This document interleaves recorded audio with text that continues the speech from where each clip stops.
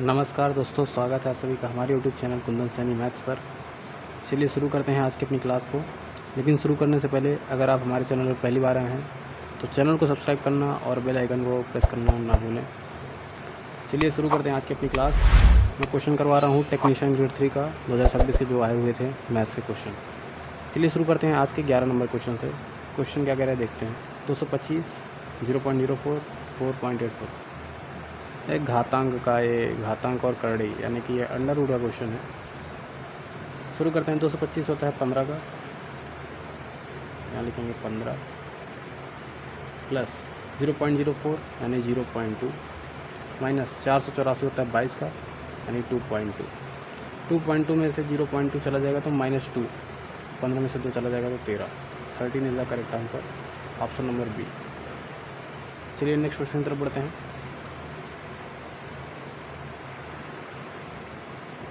एक यात्री शहर ए से शहर बी तक 48 किलोमीटर पर आवर की चाल से जाता है और 60 किलोमीटर पर आवर की चाल से वापस आ जाता है। यदि पूरी यात्रा में लगा कुल समय 9 घंटे हैं तो ए और बी के बीच की दूरी ज्ञात कीजिए। चलिए ज्ञात करते हैं ए और बी के बीच की। तो चलिए ज्ञात करते हैं ए और बी के बीच की दूरी को। कैसे ज्ञात करेंगे? देखिए, जब भी कभी टोटल समय टोटल टाइम दिया हो तो फार्मूला लगाते हैं, distance is equal to x y upon x plus y into total time.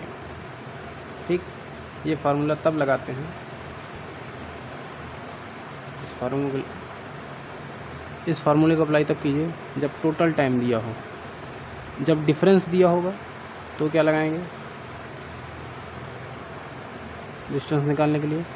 X y upon x minus y multiply by time difference. ठीक, जैसे क्वेश्चन आता है कि ए 10 की चाल से चलता है तो 10 मिनट देरी से पहुंचता है, 15 की चाल से चलता है तो 5 मिनट पहले पहुंच जाता है, तो उसके और उसके बीच की दूरी याद कीजिए। इस टाइप के क्वेश्चन को सॉल्व करने के लिए ये, और जो दिया गया है उसको सॉल्व करने के लिए ये। ठीक, चलिए लगाते हैं, इस क्वेश्चन को सॉल्व करते हैं। यहाँ पे एक्स और वाई क्या है? चाल है जाने और आने के लिए। तो d is equal to x into y यानी 48 और 60, 48 multiply by 60 upon x plus y कितना हो जाएगा? 108। टोटल टाइम कितना लग रहा है? 9 घंटे। 9 का 9, 9 दूनी 18, 12 चौक 48, 6 चौक 24 यानी 240 kilometre. Option C is the correct answer. चलिए अगले क्वेश्चन की तरफ बढ़ते हैं। आज का तीसरा क्वेश्चन। जूही और सुरभि की वर्तमान आयु का अंतर 24 साल है। आज से 5 साल पहले उनकी आयु का 66 था। यदि जूही सुरभि से बड़ी है तो सुरभि का वर्तमान आयु ज्ञात कीजिए। करते हैं। कह रहा है जूही सुरभि से बड़ी है तो Juhi minus Surabhi is equal to कितना? 24 साल। कह रहा है आज से 5 वर्ष पहले उनकी आयु का 66 था, तो अभी 5 साल बाद दोनों 5 बढ़े हैं यानी 10 साल बढ़ गए। तो जूही प्लस सुरभि कितने साल की होंगी? 76 साल की। हमको निकालना है सुरभि की वर्तमान आयु। एक पॉजिटिव है एक नेगेटिव है। क्या करते हैं, इसमें से बड़े में से छोटे को घटा देंगे।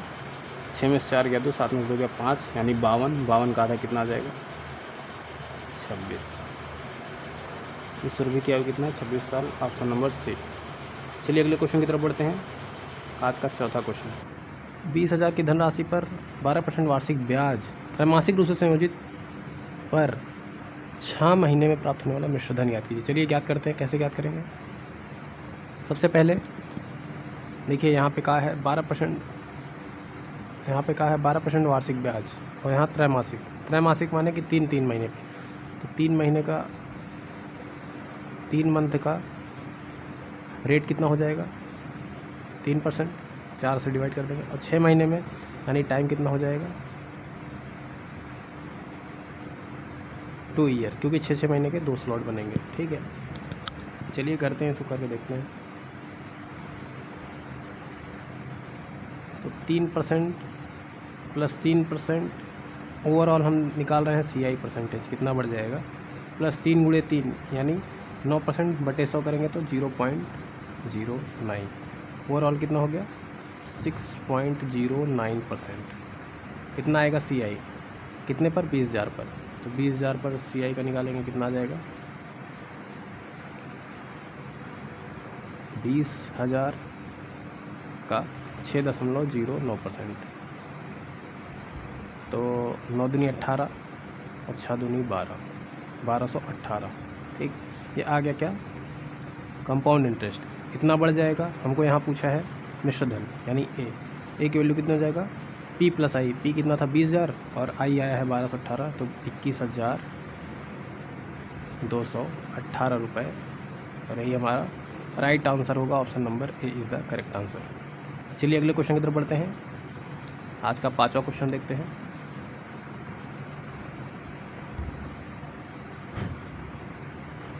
यदि 8 पेन की कीमत 136 है तो 12 पेन की कीमत ज्ञात कीजिए।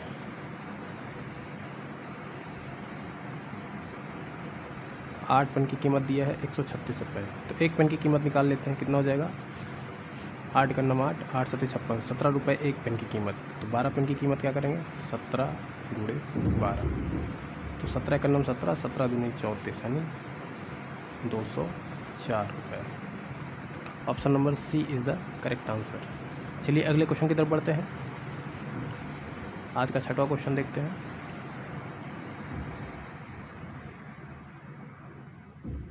पाइप ए टंकी को 12 घंटे में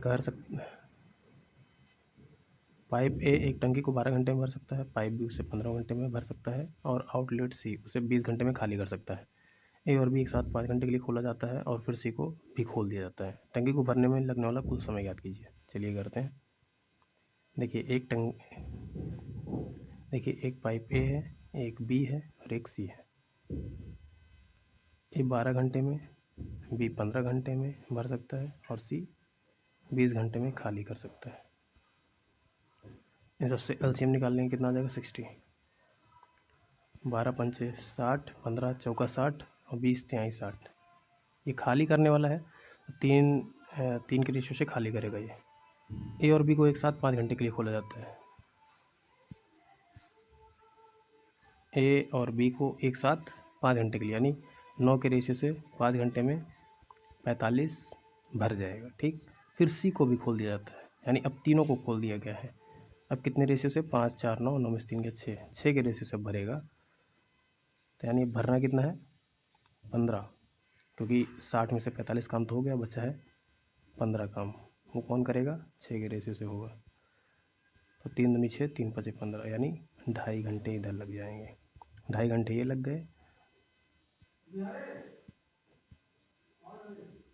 2.5 घंटे ये लग गए और 5 घंटे ये, टोटल कितने मिला के हो गए 7.5 घंटे। और यही option number A is the correct answer होगा। चलिए अगले क्वेश्चन की तरफ बढ़ते हैं। किस संख्या को 2 3 11 और 13 में प्रत्येक में जोड़ने पर परिणामी संख्या समानुपात में होंगी। कैसे करेंगे, देखिए मान लेते हैं x, तो 2 + x अपॉन 3 + x, इनका रेशियो 11 + x अपॉन 13 + x, इनके रेशियो के बराबर होगा। चलिए मल्टीप्लाई कर देते हैं। 13 दूनी 26 और 13 दो 15x, 26 + 15x, एक्स स्क्वायर से एक्स स्क्वायर कैंसिल हो जाएगा, इसलिए हम नहीं लिख रहे हैं उसको। इधर कितना हो जाएगा 11 3 33 + 11 3 14x, इधर आएगा x, 33 में से 26 जाएगा 7, तो x की वैल्यू कितनी आ गई 7। Option number D is the correct answer. हमने x ही माना था और x ही आंसर भी है। चलिए अगले क्वेश्चन की तरफ बढ़ते हैं।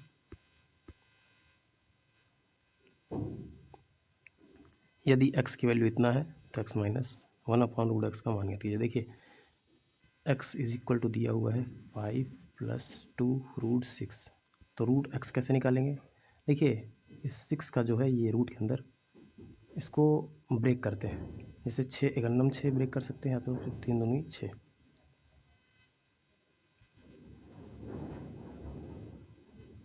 या तो फिर 3 दूनी 6। ठीक, अगर हम देखें √6 और √1 लेंगे तो कितना आना चाहिए, a² b² करेंगे तो 7 आ जाएगा ना, इसका a² b² करेंगे तो कितना आ जाएगा 5 आ जाएगा, और यहाँ पे देखिए क्या है 5 है, तो इसको हम कैसे लिख सकते हैं,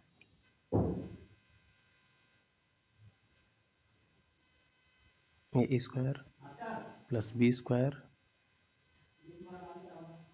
प्लस 2ab, 2ab, ठीक। मतलब रूट एक्स की वैल्यू ये आ गई। इसको क्या लिख सकते हैं, √3 प्लस √2 का होल स्क्वायर, ठीक। तो एक्स की वैल्यू कितनी आ जाएगी, ये रूट की वैल्यू है, एक्स की वैल्यू कितनी आ जाएगी, √3 प्लस ये रूट एक्स की वैल्यू आ गई। अब निकालते हैं जो कहा है क्वेश्चन में। क्वेश्चन में कहा है x-1/√x, तो x-1/√x की वैल्यू निकालना है हमको। x की वैल्यू कितना है, 5 + 2 √6, तो 5 + 2 √6 -1/√x की वैल्यू √3 प्लस √2, इसको सॉल्व करना है बस।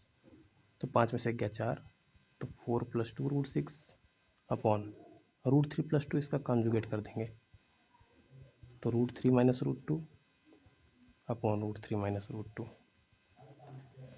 सॉल्व करते हैं इसको, कितना हो जाएगा, नीचे 1 हो जाएगा, a² - b² लग जाएगा, a + b - b से कितना हो जाएगा। देखिए यहाँ √3 - √2 है, इसको क्या ब्रेक कर सकते हैं हम, 2 √2 √2 लिख सकते हैं। इसको क्या लिख सकते हैं, 2 √2 √3 लिख सकते हैं। ये पूरा एक ब्रैकेट में हो गया, और दूसरे ब्रैकेट में √3 - √2। देखिए यहाँ पे 2 √2 कॉमन हो जाएगा, तो 2 √2 √3 प्लस √2 यहाँ है, और √3 - √2 यहाँ है। इन दोनों से क्या बन जाएगा, 1 हो जाएगा, और यही आएगा 2 √2 answer. Option number C is the correct answer. Question थोड़ा अच्छा है, इसको फिर से देखिए, अगर आपको समझ नहीं आया है तो कमेंट कीजिए। चलिए चलते हैं अगले क्वेश्चन की तरफ। आज का 9वां क्वेश्चन देखते हैं। 5/6 + 1/3, इसको क्या लिख सकते हैं, 2 से मल्टीप्लाई ऊपर, 2 से मल्टीप्लाई नीचे, यानी 7/6 हो जाएगा, डिवाइड ये 2/5 है, 3/10 है, इसको भी 10 कर देते हैं, यानी 4/10 3/10, यानी 4 3 7/10 हो जाएगा, ठीक। मल्टीप्लाई ये 5 है, 0.5 1/2 लिख सकते हैं, प्लस 1/2 माइनस 1/6। अब इसी को सॉल्व कर लेते हैं। देखिए ये कितना हो जाएगा, जब मल्टीप्लाई होगा ये क्या हो जाएगा, 10/6, यानी 5/3 मल्टीप्लाई 1/2 प्लस 1/2 माइनस 1/6 करते हैं। 5/6, 5/6 में से 1/6 जाएगा, 4/6 यानी 2/3, और 1/2 7/6, यही हमारा राइट आंसर हो जाएगा, ऑप्शन नंबर सी। चलिए अगले क्वेश्चन की तरफ बढ़ते हैं। आज का अंतिम क्वेश्चन देखते हैं। एक राशि में पहले 12% की कमी की जाती है, फिर 8% कमी की जाती है, समग्र प्रतिशत कमी ज्ञात कीजिए। इसको देखिए, ज्ञात करने के लिए आप ये वाला फार्मूला लगा सकते हैं जो आप CI में लगाते हैं, जैसे x + y + x y upon 100।